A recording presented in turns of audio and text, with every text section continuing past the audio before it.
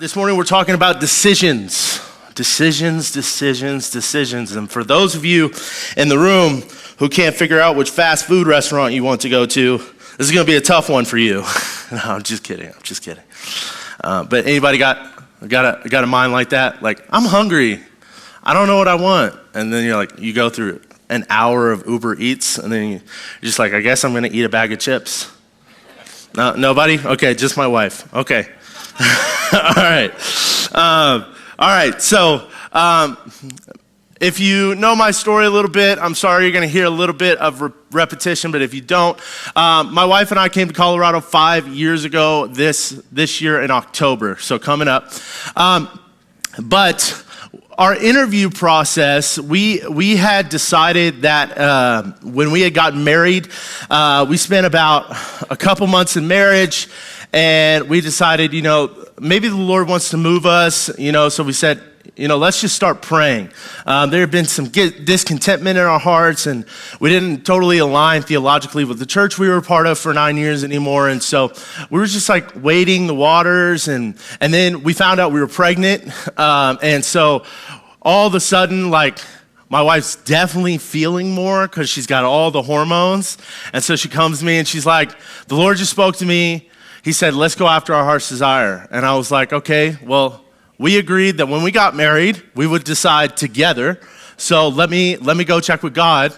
Not that I doubt you, but let's be in unity on this. And so I probably spent 2 days praying and felt the same thing. And to us, when we interpreted that, we felt that phrase spoke to us about vocational ministry. We had been lay ministers for 9 years. We had just been volunteering and helping in the church. And my wife, if you don't know, has a bachelor's in youth min and a master's degree in intercultural studies. And I am Joe Schmo out of high school. And so, from that, we go, okay, so if that's where we think the Lord's leading us, well, Jamie, obviously, you should apply for a job. And so we spent about 3 months looking for a job for Jamie, and every door that we knocked on did not open for us. And we sat there confused, like, I'm sorry, she has what education? And you don't even call back? You don't have an interview? I mean, we even sent in an application for a church that she had previously got a job offer at, and they didn't even respond to us. And so I said to my wife, I said, okay, I know this is crazy. This doesn't make sense, but I'm going to apply for a worship pastor position. I know, I don't have any education. I just have the experience here. And so the first one I applied to is where I'm standing. And so after many phone calls, you say woo, but there was a lot of hard conversations in that, let me tell you. So after a lot of Zoom calls and phone interviews, meeting with the core team that existed here, and we decided, okay, I'm going to go and candidate for a week. Well, I think it was more like 4 days. But my wife at this time was 36 weeks pregnant. So talk about big decisions, and she couldn't even come with me. And so I show up here in Colorado. I spend 4 days eating great Mexican food, belching and farting in front of people that I didn't even know. I got to lead worship, and if you were at the old Presbyterian A-frame church, like the interim worship leader just so happened to be sick the Sunday that I candidated, so I didn't even get to guest lead. I just kind of took it as my own, God's sovereign will, I guess. And so I remember all of this happening and going like, my wife isn't even here. Like, okay, so I guess I got to bear the weight of this decision. So the last day, I get sat down, and the opportunity presented itself, and I had really been praying like, Lord, you got to really make this obvious for us. And they tell me, okay, so we want to offer you a job, 40 hours a week, whatever, 50 hours a week, and you're the worship pastor. But we have a second offer for you. And I'm like confused. I'm like, Don't tell me you're going to ask me to be like a groups pastor, because I'm not good at that. So, and lo and behold, I'm learning to become a groups pastor. And so, anywho, they say, no, okay, we want to offer you a pastoral job as the worship pastor, but we also really love your wife, and we love that she's educated and she has a heart for youth and kids, and so we're going to offer her a job as well. And I sat there in amazement, right? We had gone through hardship. We had knocked on every door that we thought would open, and it closed in our face. And this door that shouldn't be open opens for us.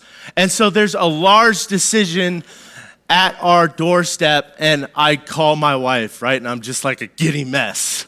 I'm just like, babe, I just got this job offer, and my sister and my brother-in-law are at my house because they know the phone call's coming, and she's like, well, obviously you didn't get told you're not getting a job, so what's going on?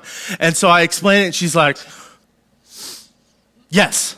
I'm like, okay, cool, because I think I already said yes.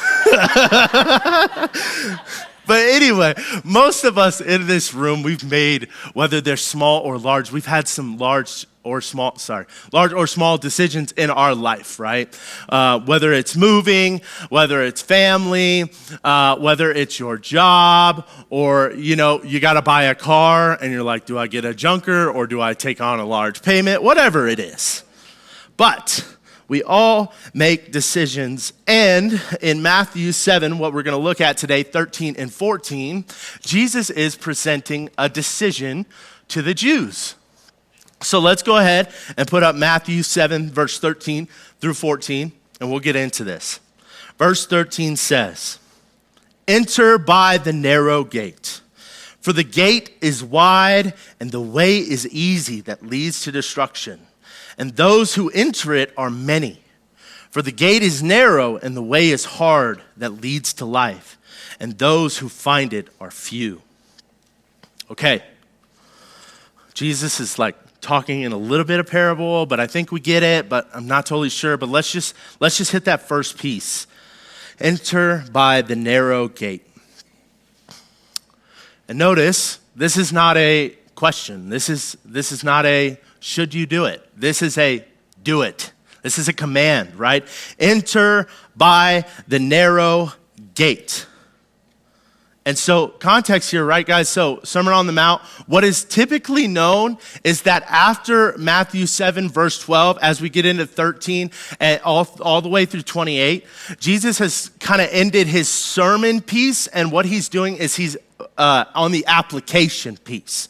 He's applying this, and he's saying, I've said all these things. I've talked about your lifestyle. I've talked about how you're a hypocrite in some areas. I've talked about giving, prayer, and fasting. But now how do you apply that to your life? How are there some actual decisions that need to be made in your walk with me? And so Jews are being told, it's time for you to make a decision. And so why is he saying enter the narrow gate? Because Jesus is simply saying, I am the gate. Yeah. And so he's telling Jews who want to follow the law to a T, he's saying, I am the gate because I've fulfilled the law, and now you no longer just follow the law, you follow me as Christ. Yeah. And so we can also see this in John 10 as he tells about a parable about sheep and shepherds. And he says this in verse 9, John 10, verse 9. He says, I am the gate.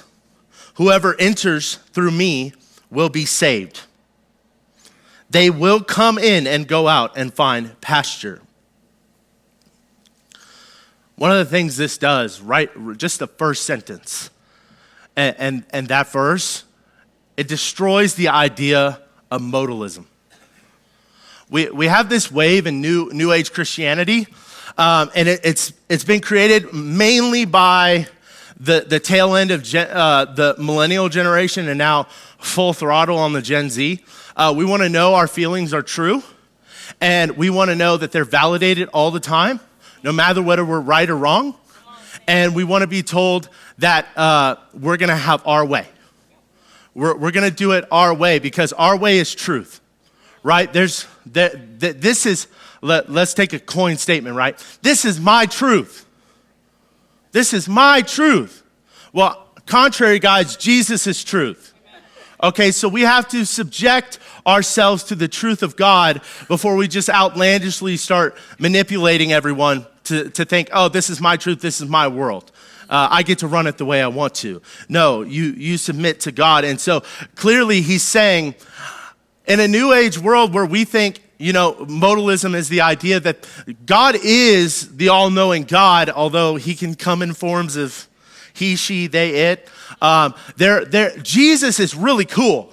Jesus is a prophet. He's a good advice teller, right? We talked about the golden rule. People always want to know the golden rule. Like, we always talk about that. But where do we talk about when Jesus said, eat my body and drink my blood? Okay, so there's got to be a line here where we say he's either Lord or he's not. And so in modalism, we go, Jesus is just one cool way up the mountain. God's this all-knowing being, and, we've tried Buddhism, and, we've tried spiritual experiences that, like, guys, you can't be Christian and rub crystals all over yourself. You can't be a Christian and start burning sage in a room. You're meeting the demonic with the heavenly. That doesn't work. And so Jesus says, I am the gate. I am the way. Okay? And so now we cannot use any other means to get to the Father. And guys, when he says this, these decisions are made profoundly. This is not like, I'll think about it. This is not like hey, enter by the gate, and you go, I'll pray about that. No. No, like, think about for a second, Andrew and Simon. Simon called Peter, but these are two brothers who are fishing for their livelihood. Think about context, guys. At this day and age, if you are fishing, this is your livelihood. This is money in the market, and this is food on the table. And because they were so communal, most likely because Simon and Andrew are brothers, they're both supporting their parents, and they're both supporting each other's marriages and kids. So contextually, this is everything for a generation full of family. And Jesus walks up to them and says some weird stuff. He says, come and follow me, and I will make you fishers of men. What? But Simon and Peter go, okay. They follow him. And then, guys, Paul on the road to Damascus is blinded by the Lord. And Ananias is sent to come and tell him that he will follow Christ and that his life will be marked with suffering. Like, the other disciples also were fishing just after Simon and Peter. There's John and a couple other disciples who are on a boat. And this is the story of where he says, throw the net to the other side, and they catch a load of fish. But even after that, they still go, he says, come and follow me. And there is not let me go talk to my wife. Let me see if my parents are okay with this. Nope. This is okay right now.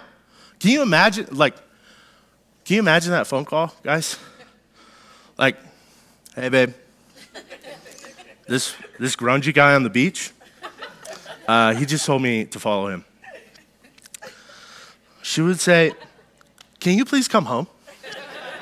I don't think you're making good decisions. No, like, we see that even Matthew was sitting in a tax collector's booth, and he gets called out of his job. And Jesus says, follow me.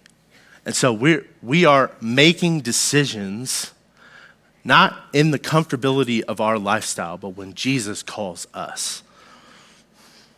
And this isn't common in our world today, because I don't think Jesus showed up at your cubicle or in your car if you DoorDash and said, come and follow me.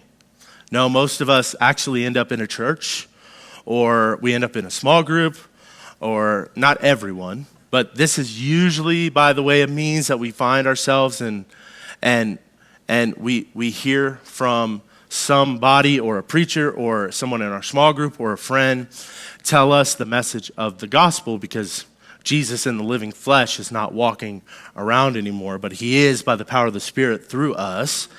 And so we go like, well, I don't have to make that kind of decision anymore. I get to test out churches now. I get to watch live streams to see if they align with what I think. And I get to just, dip in and dip out. And friends, the decision leads us to community. It leads us to a life with Christ. And it is not one that we just say, okay, I'm going to test it out for a while. Jesus is either the way or he's not. And you let me say this correctly.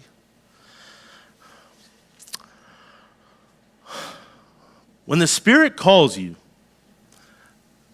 the word says the Spirit woos, Jesus' Spirit woos all men unto himself. Men is, in context, men, women, and children. You have a choice. And the longer you decide to play with God, the longer you decide to sit around and make God wait on you, the more you start to kill the thing that's inside of you stirring. Because you can only go so long. I believe the Father will woo us for eternity, but there will be a time where even Pharaoh had a choice. Even the Lord allowed Pharaoh to open his heart for a moment. And Pharaoh had a choice. But as soon as he decided one way, the Lord said, he hardened Pharaoh's heart.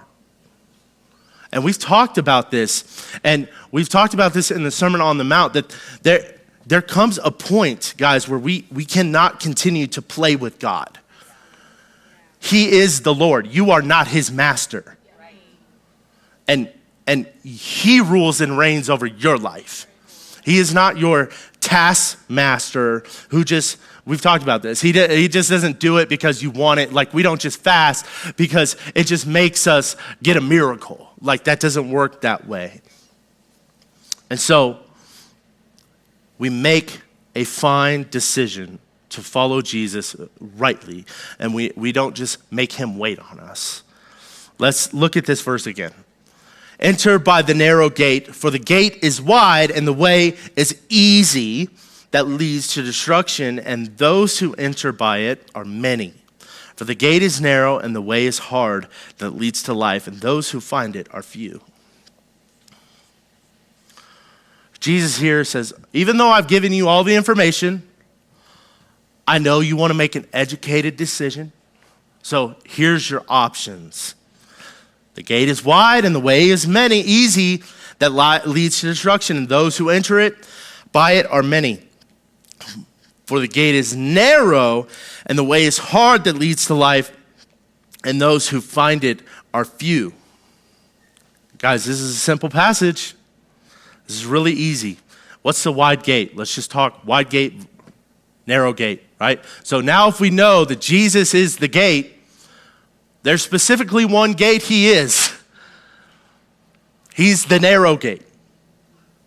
And so, what is the wide gate?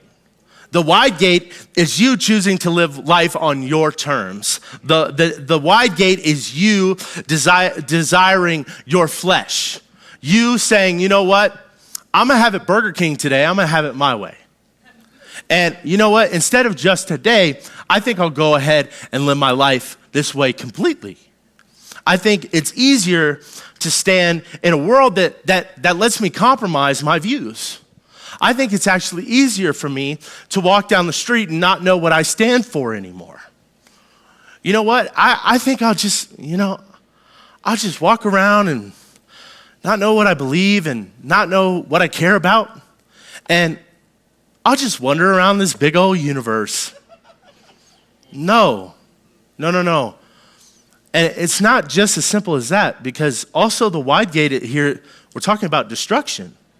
So also the wide gate is not just you wandering, it's also you finding yourself in a position where you find yourself in sin, intentional sin, because you desire your way, right? And how can this look, guys? Let me be real honest, we do this in the church. We can profess Christ, but walk through the wide gate. Sometimes we want to go, Jesus is my everything, but I still sleep with my boyfriend. Jesus is my everything, but I still like to get high. Let's be controversial, guys. Jesus is my everything, but I'm drunk every day. I'm coping with life. Jesus is my everything, but I'm popping pills. I'm going out and doing whatever I want. Guess what? Jesus is not on the throne of your heart. And you profess one thing and you walk another, and you are deceived. And so Jesus gives us two options, the wide gate and the narrow gate. And the narrow gate, he says something about the narrow gate that's very interesting to me. Well, two things, actually. But the one thing at first is, he says that the way is hard that leads to life. And maybe for you, that's like, yeah, well, every day it rains, it pours. Not only does my tire pop, but my window's cracked, or not only is my window cracked, but then I go home and my kids have tore up my living room. And not only have my kids torn up my living room, but I got a call that I can't go to work tomorrow because they're cutting my hours. And guys, hardship happens, struggle happens, but this isn't the only hardship we're facing. Hardship doesn't just mean that you're going through the mud and life is just drenching on you and you can't seem to get a break. That's not necessarily hardship alone. Hardship can also look like, I don't know, deciding to leave your whole family and go cross country for a job that you have no idea who these people are, and you have a 6-week-old child, and you decide that I'm going to follow the call of the Lord, and people in your own family are questioning you. Guys, I've faced hardship. I've faced life where people don't agree with what I'm saying is God. Because guys, hardship is not just you struggling, it's also you have to stand for something, right? So if the wide gate means I can just compromise, the narrow gate means I have to stand for what Jesus says. The narrow gate means that my truth isn't the ruler of my heart anymore, it's actually his truth. And so now when I walk through that gate, and the road, not only the gate is hard to find, but the road is hard, because there's gonna come times where the enemy's gonna come and you're gonna have an option here. Are you gonna compromise? Are you gonna compromise, or are you gonna stand for what you walk through? Are you gonna stand for the Jesus that you decided, you made a decision. You said Jesus is the way, the truth, and the life. Well, we'll talk about that in John 14. But now that you've made the decision, as you're walking the road, are you going to continue with your decision? Guys, it's been 5 years for me. Do you think there's not been times where I go, I'd like to pack this all up and go back to free babysitting? Yeah. Guys, I've spent a whole year's worth of salary in 3 years on babysitting. Now you know why my wife doesn't work anymore. Guys, it was financially irresponsible for my wife to work. What? But guys, listen, we've had times where struggle has happened, where meetings have happened that Jamie and I remember specifically about 1.5 years ago, Jamie and I ended up at Applebee's, and we're emotional, and my sister was still living here, so we said, hey, can you take the kids? And we ended up at an Applebee's just looking at each other and going, was this worth it? Like, was this decision like really worth it? Because guys, I'm not just dealing with like, just like, oh, I moved my family. Like, my kids are in New York right now, praise Jesus. But they're spending time with their grandparents and their cousins, and I'm getting loads of pictures and videos. And I sit with the weight knowing that my decision means that my kids can't have that regularly. Come on, Sam. It means that my decision impacts a whole side of a family, that they can't see these babies when they want to. And I look at it and go, I wish I could give that to them, but I'm teaching them something. I'm teaching that Jesus is the way. And that when he calls you, you answer. And that when he says, this is what you do, you follow. Because I'm going to tell you something. God has rewarded what we have done and followed, because we built a family here that even though we are not blood, we are brothers and sisters. And I've got uncles and aunts to my kids that are of many different ethnicities and different church. Like, we've got family. And guys, even though the road is hard, right? The Greek word there for hard or difficult it says it's like olive crushing, olive pressing. It doesn't mean that you're just getting beat up day after day, but it's the mental decision to stay faithful to what you've decided. And there's reward to that. Now, why is there reward to that? Because in a world of instant gratification, in a world of wanting it our way, deciding the narrow gate is an eternal decision. Yeah. Guys, don't settle. Don't settle because you look and see a wide gate and you go, oh, I can have some fun over there. Yeah. Yeah. Don't settle for that. Just because the narrow gate looks a little hard, I promise you the reward in return is way better. The instant gratification will not satisfy, but the eternal life with King Jesus and the Father and the Spirit and eternal heaven and the new earth, that's worth it. That's worth it. I think sometimes we forget what we're living for. We have a purpose. And I see this gate and this narrow road as a focus point, right? Like, a lot of the times we're so purpose-driven because God created us that way, and when we detach our identity from him, we get lost, obviously. And so when we see the gate and we know that Jesus is the gate, and this gate actually looks like discipleship and relationship with, this road looks like relationship with him, then we have a purpose. We know that the struggle has a purpose. No longer are you just getting beat up or facing hardship for no reason. You have a purpose. You have an eternal purpose. That's why earlier in the Sermon on the Mount, Jesus taught us that we don't store up our treasures on earth where moth can kill and destroy, but we store up our treasures in heaven. So now when we think about this, we make decisions eternally. That's right. And we think, now, okay, if I choose a job, how does that look like for me in the long run? Does that produce faithfulness out of me? Does that produce loyalty? Does that produce evangelism in my life? Or does this just look like comfort to me because it's a fatter paycheck? Guys, a promotion is not always the best thing. There's good decisions and then there's God decisions. And you know what? It's funny because I literally saw a video the other day. We love to make fun of the culture of let me pray about that. We love to make fun of it. There's a piece of it you actually need to latch onto, right? I grew up with a spiritual mother, a very spiritual mother, and everything was, let me pray about that. Let me pray about that. Let me pray about that. And I remember our childhood, we always knew our mom had sayings. Like if she felt like the Lord was saying something, she would sit down and she would go, so let me tell you. And we knew the word of God was coming. And my dad had these utterings and groans. And then we knew the man from the woods, the prophet, was going to come out. And we joke about it, but then I have conversations now, and my mom pulls out these notebooks of 20 years, and she goes, let me tell you what the Lord prophesied over you through me. Yeah. Let me tell you what the Lord has been speaking, and I've been praying over you for so long.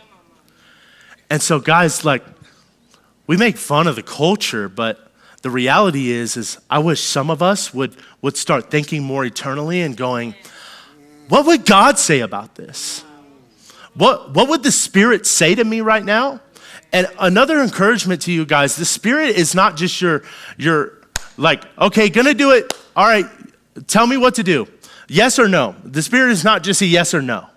The Spirit is the comforter and companion, the Spirit of God, alive and well, residing, sealed within you, that you get relationship with Father, Son, and Spirit. And so let me encourage you, the Spirit doesn't only just tell you yes or no, but you can actually, because Christ has put his Spirit within you, you can read his word, know his character, and know what he looks like. You can make decisions based upon the fact that you know God well. And so now we can start learning, and we don't always need the yes or no specifically. We can know, I actually know what the character of God looks like in the Word, and I'm not going to subject myself to that. Or yes, I will do that. But we need to be people who make decisions and we stick through it, and we make not only worldly decisions. Yes, when you are heavenly minded, you will make an earthly impact. But don't just be so earthly minded that you make no heavenly impact. One of the things I see here is that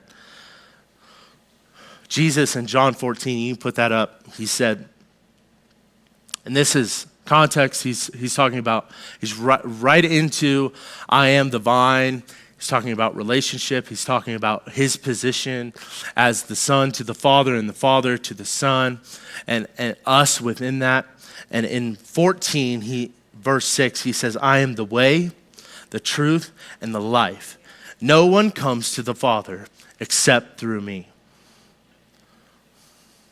So if Jesus is giving this choice to the Jews, and think about this, guys, like, he's giving this choice to Jews who are even going to go to the point of crucifying him. Yeah, that's right. As he's saying there's a way here, but specifically, let's be really honest, this is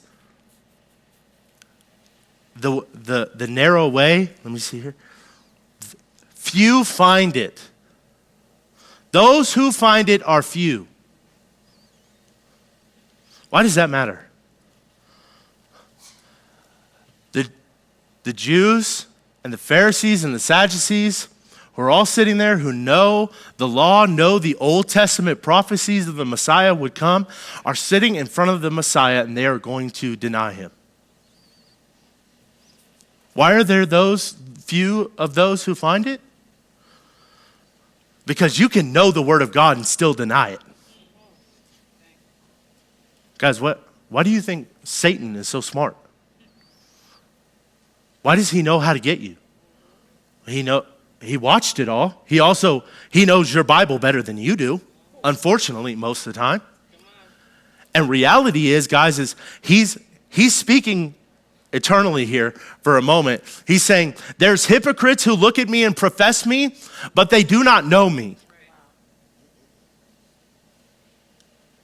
There are people sitting right in front of me. There's 2,000 people, and there are specific people who are saying, I want to know the Messiah, and I'm standing in front of them, and they're going to put me on a cross.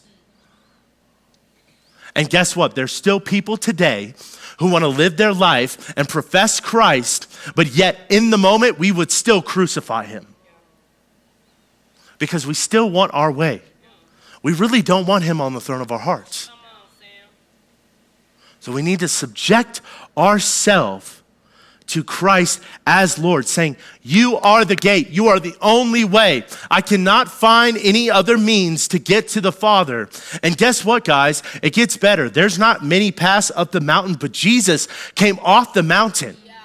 Jesus stepped into humanity, being sent by his Father, and then died and gave his life. And then after giving his life, he raised from the dead. And then he not only just raised from the dead, saying, I'm all authority, he then seals us with his Spirit.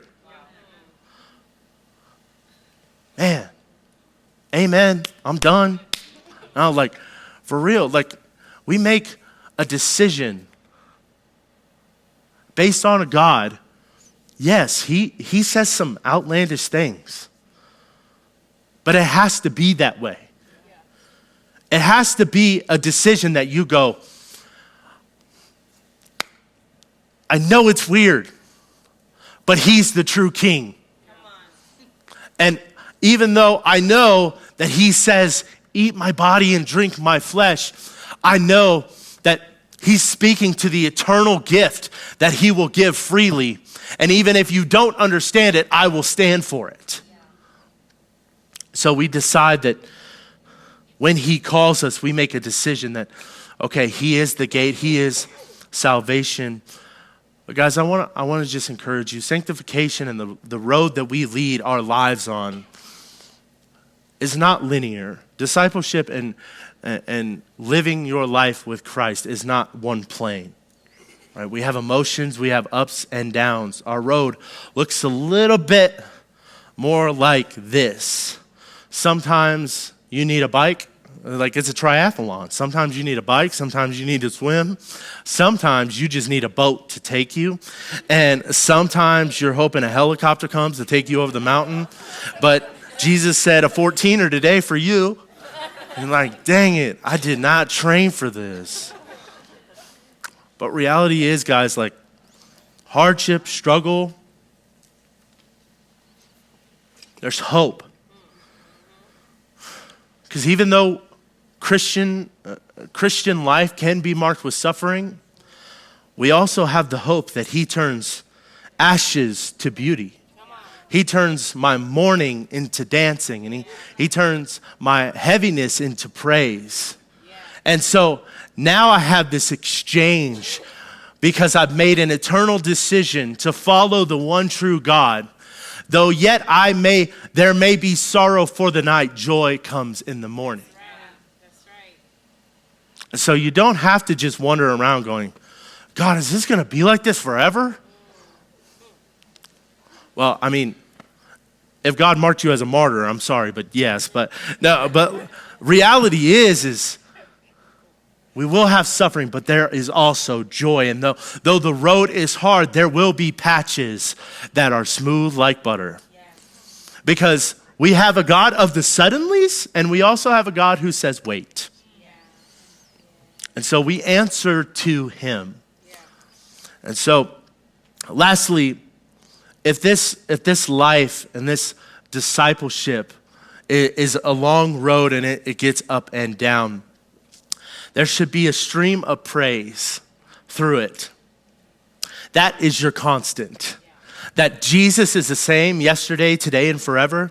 And God the Father is the same when he was speaking to the Israelites, and he was speaking all the way back to Abraham, saying, there's many nations I will have for you. He's the same God delivering promises then and he is now. And Jesus is the same God who stepped into humanity and then met us in our mess, and he is that same Jesus. And so therefore, no matter mountain high or valley low, Psalms 23 says, though I walk through the valley of the shadow of death, I shall fear no evil, for he is with me. Then Romans 12 here matters. Romans 12, 1 through 2. Therefore I urge you, brothers and sisters, in view of God's mercy, to offer your bodies as a living sacrifice, holy and pleasing to God. This is your true and proper worship. Do not conform to the pattern of this world, but be transformed by the renewing of your mind. Our lives are a sacrifice unto Jesus, and the gate is not just your ticket to heaven. The gate is a step into the long road, the long haul with Jesus. You can't just say, oh, I accept Jesus, I'm going to get into heaven. I'm going to do it my way. Yup, great. Jesus, you covered me with your blood. Nope. He did, but you also have to submit your life to him. You also have to, after decisions, continually decide that you will bear your cross, that you will pick up your cross daily, remembering that Christ paid the ultimate price for you and your life. So you don't just get to dip out on that.